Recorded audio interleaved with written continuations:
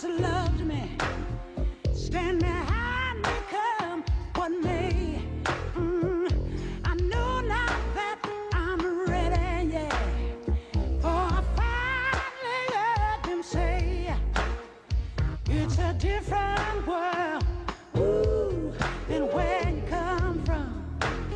The city is now, yeah. Here's our chance to make it. Hey, and if we fall less on our goal, you can decide, we can take care. Hey, just remember that you and told. It's a different world. It's a different world. It's a different world.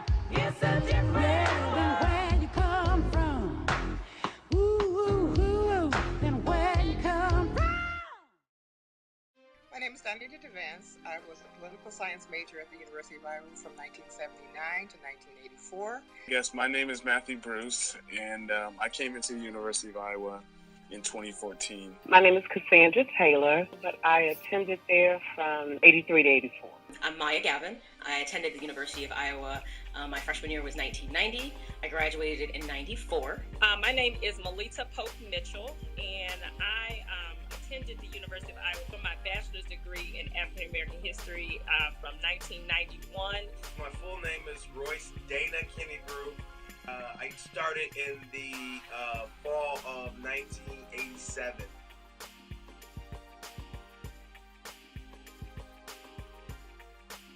The Afro House means a lot to me. The Afro House was home. Really, the home that I felt, away from home while I was at Iowa. The Afro House was such a big part of my life. The Afro House means a place for Blacks or African Americans to go and just be among ourselves and have fun, laugh, talk, do homework. Just, it means a lot. It means everything. Yeah, I know. I get that all the time. My long-term goal is to own my own laboratory so I can give young individuals and youth opportunities to see what it's like to be in that field, because it's not often that you can volunteer and get that experience before you go to college and say I'm going to do pre-med and then go to medical school and be like, oh, I don't even really like it. Can imagine them about to make these bum bitches mad again. Uh-oh. And it's be on my butt though. No, it's on your back. It's not on my butt. Yes. Period. Ooh. You read I'll go real quick on that. I'm not saying you know my. Yeah, I will. She's gonna make it young money in the cut like a shit. It falls in my back. So you have opportunity for what's in between. Okay. Myron, say hey. You know, I've been trying to remember how I got there the first time, and I'm really not sure how I made my way to the Afro House the first time that I got there. My roommates, we had to study that particular night, and we couldn't study in the room. We just needed to get out. And so she told me, let's go over to the Afro House. I'm like, the Afro House? I was like, yeah. So we went over there, and there were folks there, and we were studying. We were bouncing questions off of each other, and if it was stuff that one didn't know, the other one did, because it wasn't just freshmen. There were seniors, there was graduate folks that was in the graduate school that was there. It was just a lot of people there that was willing to help. I'm from Kansas City, so coming to a place like Iowa was very strange. It was the first time away from home for me, like most college undergraduates. And so the Afro House was both infused with, and I'd say even steeped in tradition. It was a place to communicate with folks. We celebrated all kinds of things there, everything from Kwanzaa to showers to new initiatives in the Greek letter organizations to new babies. We had summer events, there were cookouts there. So it was just a home away from home, and it was very important to most of us because we had come from either big city or other places where being in Iowa, even though it was a great school and we loved having the space, you needed a place where you knew that when you went there, you'd find somebody at all hours of the day and night. So it was just one of those spaces where you knew it was just like having an extended home. Well, to me, the Afro House meant, I guess, it was a place for me to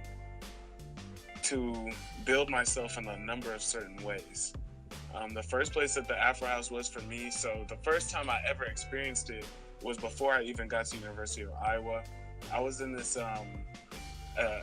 scholarship program called the Iowa Talent Project, and so it was AP centered. It was about giving kids, minorities that excelled in the AP classroom, a chance to go to the University of Iowa. So the first time I came to the university campus, I was 14 years old.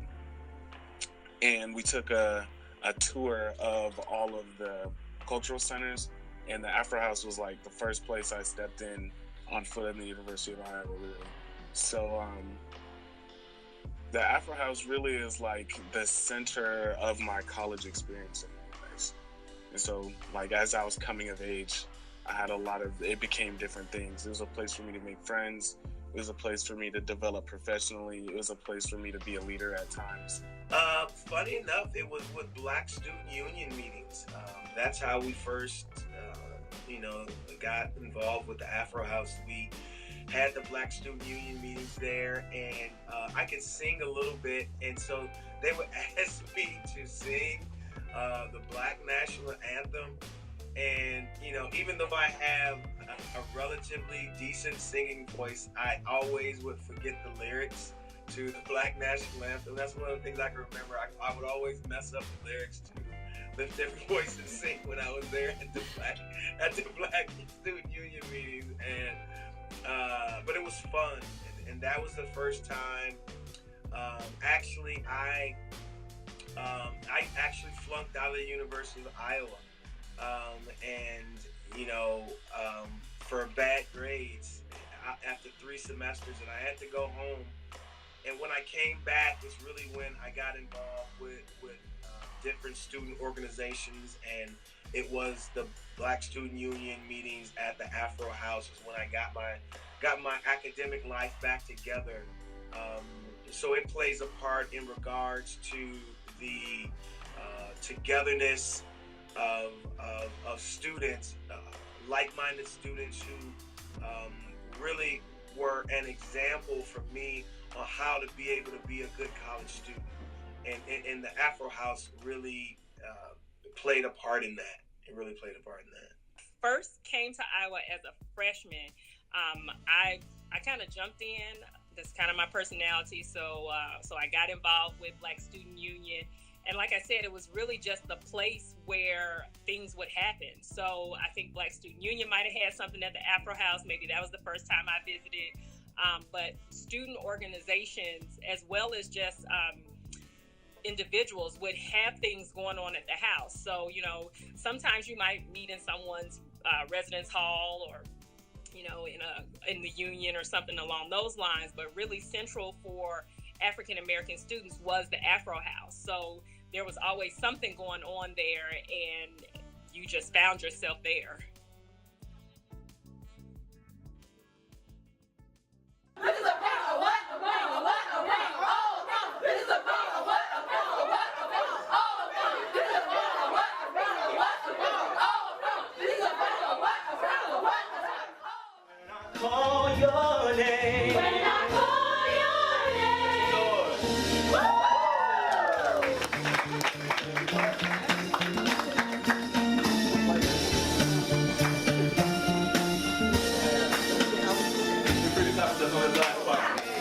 We're almost finished. 3 parts. When I call your name. When I call your name. Say when I call your name.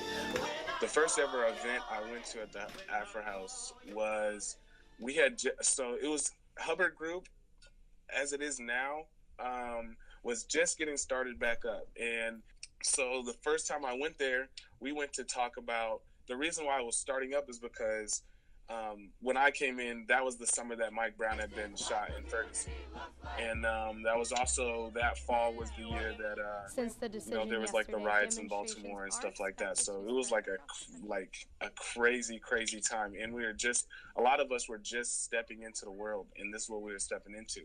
So we had a discussion about, just vulnerability and being a black male, and like, what does that mean that we're watching guys get killed and then blamed for it on TV. The Afro House actually, helped me learn how communities develop a little bit, and that I came in and was ushered in for an amount of time. And then, from there, I was like, I had enough understanding of what was going on to, begin to create, for myself. It's really interesting because when I come back for visits, it kind of seemed like it's changed a bit. When I first was a freshman there, it was really the center, it was a gathering point for many of the African-American students. We were brought there as part of the tour. It was frequently used. I was also the president of Black Student Union for 2 years, so 92 to 94. So we would always meet there. We would throw events there. It was really used very frequently by many of the Black students that went to school there. It was legitimately like a meeting point. The Afro House was a place where during the early to mid 90s, students would gather socially, they would gather politically. People would rally us there for all kinds of things. This was the early 80s when there was a lot of involvement in the anti-apartheid movement. It was a terribly violent country. Social issues, environmental justice. But at short range, the ammunition was still deadly. But the YGB, Young Gifted and Black Politics, started. The politics of some of the policy changes with the bias action response and some of the other ways that the university responds to racism and other stuff. This one, all of these political battles had just started. And at the beginning, we felt like we weren't being taken seriously at all. As if, everything that happened, we were being traumatized, and only thing we could get were conversations, and that was frustrating us. So, because we felt like if you really heard our voice, it would result in some kind of real action. So we decided to get duct tape and some signs and say our voices aren't heard, and duct tape our mouths, and go and lock arms on the Cleary walkway during during class when people are passing one Friday. And we planned it, held the meeting at the Afro House. Everyone gathered at the Afro House, got all the supplies, went down, and we held it. And from there, we started seeing that people were kind of starting to take what we were talking about seriously. As an African-American student at Iowa, there seems to always be something going on, whether it's specific to the campus or something that's going on, in the country. During the time that I was there, we had a racist cartoon run in the Daily Iowan. It was during the time that the Rodney King verdict came out. And I remember the Daily Iowan actually republished a comic. It was actually a caricature that was, I want to say, it was from the AP. So where it originated from, I'm not sure, but they were just reprinting it to share. It had a picture of a black man hanging from a tree, and on the front it had a white officer, and he was opening up his shirt like Superman, and it said, white men can't jump, but they sure can beat a black man and get away with it. And when the Daily Iowan ran, and like I said, they didn't create it, they were just running things that were out there obviously throughout the AP, it absolutely enraged Black students. I remember we were having a Black Student Union meeting the next day, and that was probably the largest. Like I said, we always had our meetings at the Afro House. That was probably, we're talking, and all of a sudden students are coming in droves, and they're like, what are you going to do about this? And my question is, what are you going to do about it? I said, because we can ask to have a conversation with the Daily Iowan, what made them actually decide to put that in print, to share it. Students were a lot of the Black students were very, very offended about it. And what we did as the Black Student Union is we said, you know what, if you want to, approach the university and have a conversation about this, we can. Let's first talk with the Daily Iowan to see why they decided to print that, and then we can go from there. And for every single time that we met, it was always the Afro House that was our meeting point until we kind of had, I guess you could say, some form of resolution with that situation. Also during that time were the O.J. Simpson trials, which you may or may not know, were extremely divisive among Black and white communities. We met there to talk about that. And while there's a wonderful picture out there, I think I might have it too, from the Daily Iowan. It's not in the Afro House, it's in the Union, but it shows kind of just the polarizing effect that trial had. It shows, African American students jumping for joy as we watched the verdict on TV, while most of the white students sat there in awe. So those are the kinds of conversations that we would have at Iowa. Again, whether they were issues that were impacting people across the country or across the globe, or specific things that were happening to us on campus, like the racist cartoon that was running the Daily Iowan. So the Afro House provided us a safe space, a place that we felt like was our own place, that we could come and we could congregate and we could have those types of conversations, honest, real, transparent conversations about pain and the process of holding individuals accountable for that. I don't really have too many issues, but because we were in Iowa, and when you tell people you're in Iowa, you think about corn, the cornfield. Or a lot of white people, they just didn't think Blacks went to the University of Iowa. And so at the Afro House, it just allowed us time to talk about other issues. Like, say you was in class and somebody said something out the way or didn't appear to be right. It may have been racist or whatever. We had an outlet at the Afro House to sit and talk about things that we may have had. And anything that I may have gone through there, like I said, I didn't have too many issues where I can just pinpoint them or come out and say. I was able to go to the Afro House and deal with it, and talk it through. I think I posted a picture right during the first Million Man March when I had broken my ankle and I wasn't able to go because, it was just too much of a hassle. And I remember that we watched the telecast of the Million Man March at the Afro House. And it was a bunch of us students there, and there's a picture with me there with some crutches, with the Iowa hoodie, and it just was huge. It helped us understand ourselves and our budgeting, social consciousness, because we would meet there and things that were going on. We would go to the Afro House and we would meet and sit and we would talk with other people. So if we were having a problem in Iowa City, or if we were looking at what was going on in the country, we would sit at the Afro House and we would talk about those things and we would share those things together. So it's sort of like served as a place of where our social consciousness grew in response to things that were going on around us as African American students. Even though all the students that were there weren't African American, everybody came to the Afro House, but it helped us understand, the world around us by having a place for us to go and just be together. Because I think one of the things that's so vitally important when you're away from your family is that you find another support network, and that support network that we found was at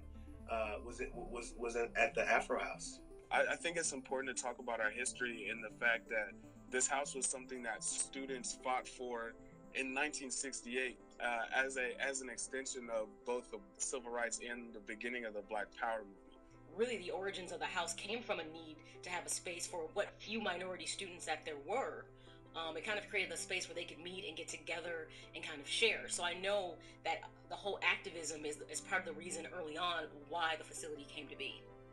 There was definitely a political vision that existed. And I think from that political vision, I think an entire kind of really diverse and textured community experience comes from this foundation. So I think the Afro House was in and of itself was political in that, you know, we want to have a physical space. We want to have control over something.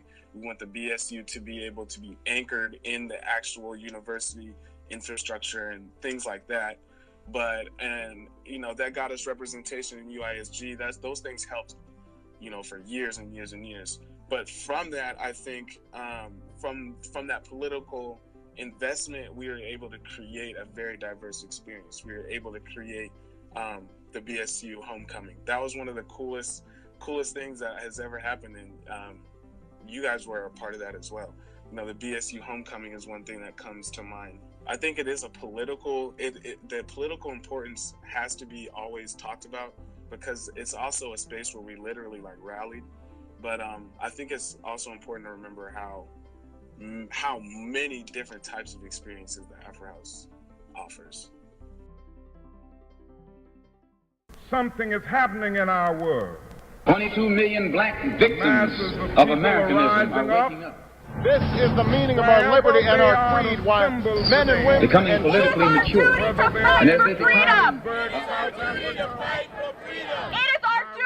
As the activist chanted, Black Lives Matter, as well as I think you've been able, but it's already taken from the reaction of the members of my sisters and brothers who've been struggling. It's the happiest day of my life. Sisters and brothers, the first thing I want to say is that I love you. And the second thing I want to say is that we Of course you can lie to me, win. and you will. If you love me, and you're going off will lying someplace, you're lying to me. Because what the hell do I care about the truth? I care if you're there. Why a man whose father left him 60 years ago might not have been served at a local restaurant. Believe that we can win. And if we don't believe that we can win, we'll whip before we start. We've got to realize what dangers Lie to me, smile. and we've got to the same way you would treat him.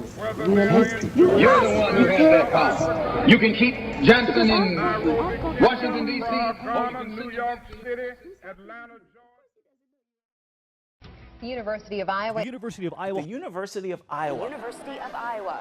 This one involved a group at the University of Iowa showing their support for demonstrations at another campus. No justice! No peace! No justice! No peace! Everybody deserves the right to higher education. Don't think about what you would do in the 1960s if you were in that era, like during civil rights, because we're in it now.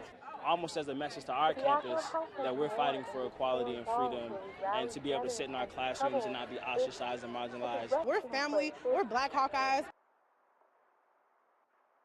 One flow, one thing, one motion, one lane. Everybody can't get in this one, it's only for me. My bag, it fit, hella snug, it's with. Y'all wish y'all can, y'all wish y'all is. Oh, was that clap? I think you went further. Oh, I'm sorry. I did something like that, but pretty much. Sophomore? You feeling it, Devin?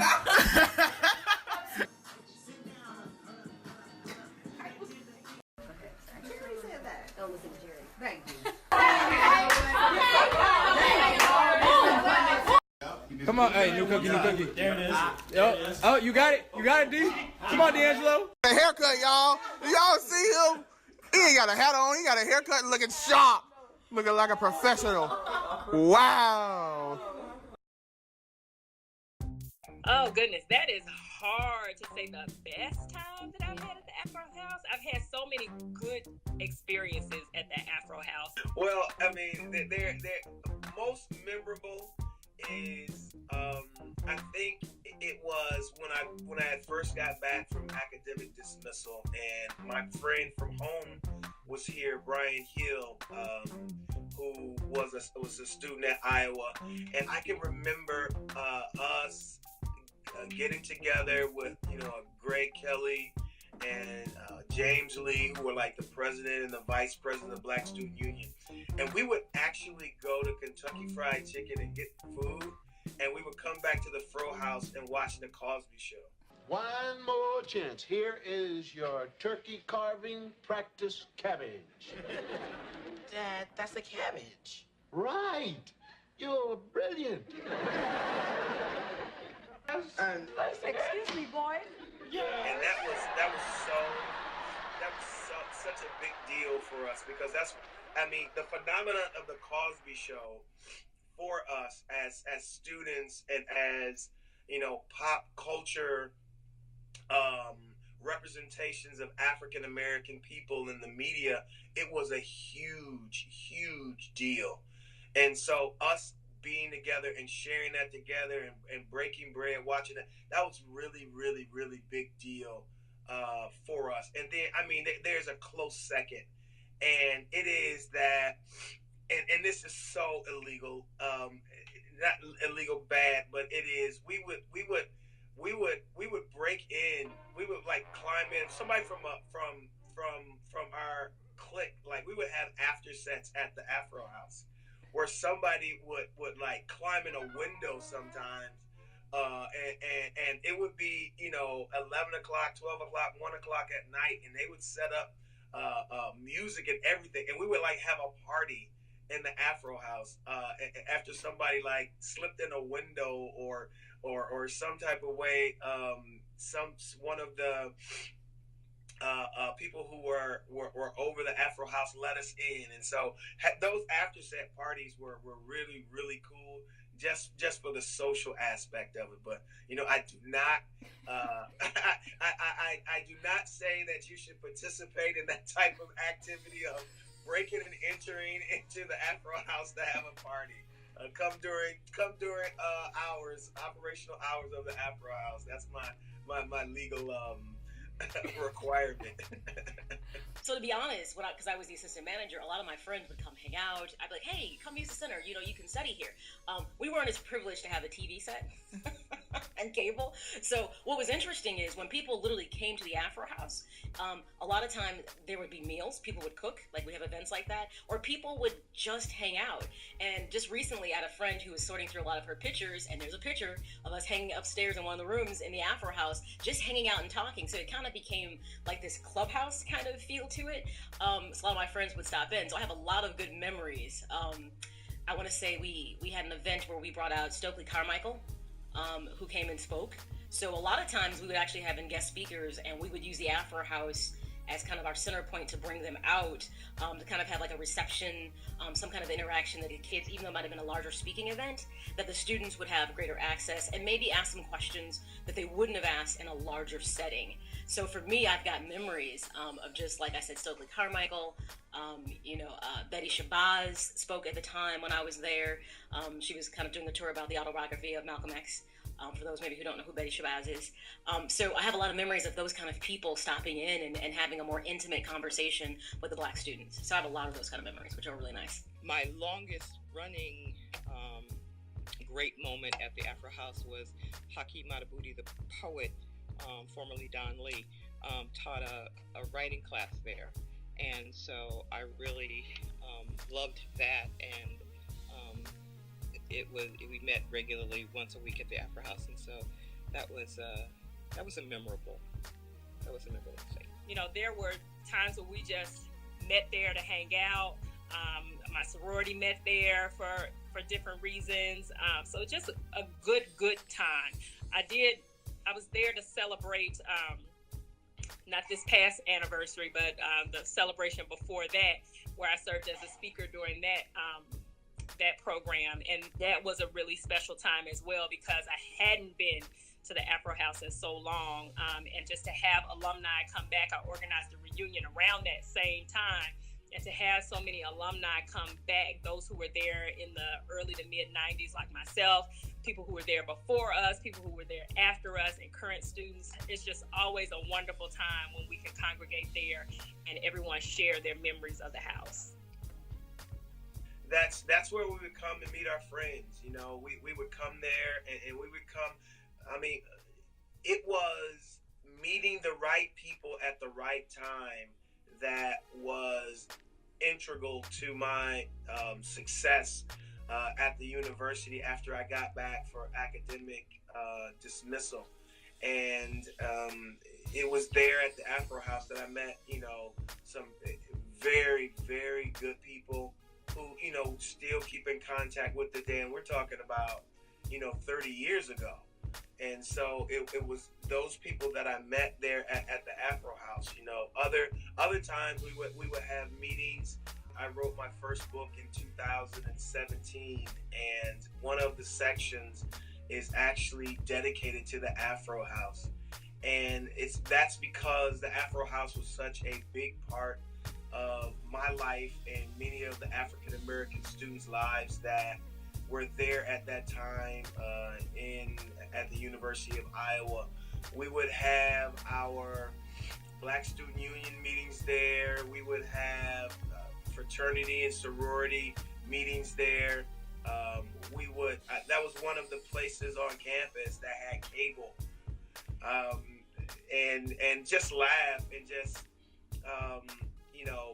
be together with other like-minded students. And it's a huge part for me, because I met friends there at the Afro House who are still my friends today. And it's a huge part of my life and my experiences at the University of Iowa. Lift every voice and sing till earth and heaven ring with the harmonies of liberty. Let our rejoicing rise high as the listening skies. Let it resound loud as the rolling sea.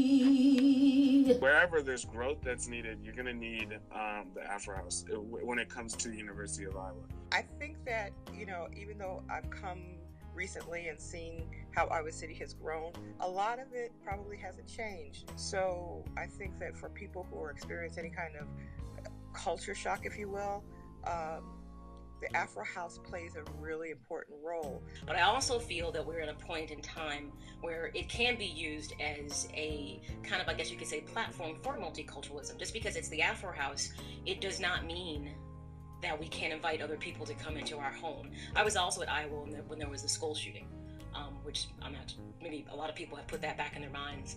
I was actually a student there. Matter of fact, I was in that building less than an hour before that happened. It was an odd time because there was a lack of understanding culturally. I remember I lived in Burge at the time. It was my freshman year. And I remember the Asian students walking into the cafeteria and literally people looking at them like they were the scourge of the earth and not wanting them to sit with them. And I remember the black kids looking at them and saying, "Come on, have a seat. Like, we know what it feels like to not be included." And it's sad that it took a situation like that to open the doors and be welcoming. And I think the Afro House could be the reason that we could bridge the gap and create more cultural understanding. So for instance, when you talk about situations with Colin Kaepernick, or when you talk about police injustice, you can become a place where you start to kind of allow those narratives and conversations to happen and have it be an open forum and invite people to come in and talk and share their ideas and learn about your culture as well as they learn about yours. I think the next step is to embrace multiculturalism and to start to share that space with others. I think that would be fantastic to see that. It's really fundamental to the experience of anybody who's trying to learn how blackness can exist in the future, how diversity can exist if you want to go there, how justice and equality and all of these things we're saying we're trying to create. Well, the Afro House is actually a mini tiny universe where it has been created. So it's something that's of great value to the entire university community. Their race is always important. And I think on a predominantly white campus like Iowa, that it's important because people of color, in particular African Americans, can feel a certain sense of isolation. And what the African American Cultural Center did, it gave a place for students to come who were feeling that isolation and who needed a sense of belonging. And I think that the Afro House still serves as a safe space for students. And I think students need to know that there's a place on campus that is dedicated to them, so that if and when something happens, and hopefully Again, it's not just used for things that are damaging or painful, but that there's a space where they can come and they can gather and feel safe and feel it's their own. We need a monument. I can't even tell you, and I've been on several different campuses, and I haven't seen too many Afro Houses. And that one there in Iowa City, Iowa, come on. That speaks volume to me. And to take pride in maintaining it, the upkeep, making sure that pictures and furniture and artifacts, different things are there showing of all of the people that have come through, and it just save the Afro House. We need to keep it. The Afro House represents a vision that people have been holding for a long time, and a project that people have constantly been passing down. The people who started the Afro House were wonderful advocates, and there were many of them. And so I know that it would mean a tremendous amount, and I'm sure that it means a tremendous amount to them that it continues, and I applaud you all for keeping that spirit going. Don't take away the Afro House. We need it. We, as an Black, African Americans that lives in Iowa City, they need a place to call home, away from home.